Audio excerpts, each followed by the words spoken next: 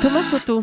Il est italien, il est jeune, 39 ans, réformateur, prêt à bousculer la classe politique. Bonjour Nicolas Barret. Bonjour Thomas. C'est le maire de Florence, Matteo Renzi, qui va devenir le nouveau Premier ministre italien et il a du boulot, Nicolas. Oui, l'Italie est le pays qui inquiète le plus en Europe en ce moment. Son économie a été dévastée par la crise de 2008 et a beaucoup de mal à s'en remettre. La croissance a encore chuté et tient de 2% l'an dernier.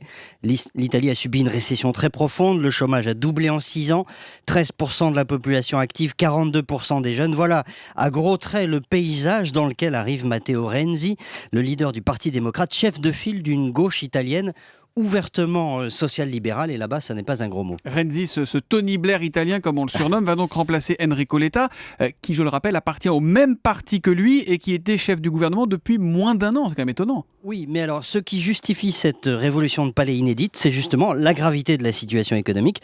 Le patron des patrons italiens a lancé il y a peu de temps un ultimatum sur l'accélération des réformes. Eh bien, c'est exactement ce que promet Renzi. Allez vite, courir, car il y a urgence. Ce sont ses mots. On l'accuse de manquer d'expérience, d'être un dilettante, et il répond par cette formule: les dilettantes ont fait l'Arche de Noé, les experts ont fait le Titanic.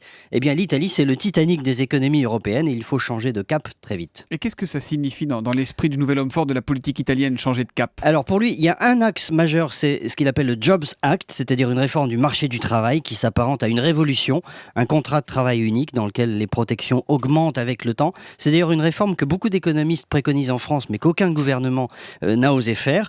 Matteo Renzi prépare aussi une simplification radicale du code du travail. Il faut savoir qu'il y a par exemple 40 types de contrats de travail en Italie, 40 types différents. Donc avec des blocages au moins aussi forts que chez nous et une dette encore plus élevée, ce pays est le dos au mur.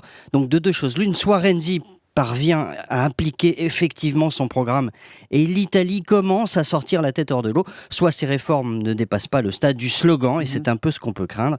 Et alors la troisième économie européenne tirera ses voisins vers le bas. Comme vous le voyez, c'est aussi un enjeu pour nous. Ouais, ce qui se passe là-bas nous concerne directement. C'est quoi sa formule? Les dilettantes ont fait l'Arche de Noé et les experts ont fait le Titanic. C'est joliment dit et bien trouvé en tout cas. L'édito écho de Nicolas Barret, directeur de la rédaction des Échos, tous les matins à 8h10. À lundi Nicolas. À lundi.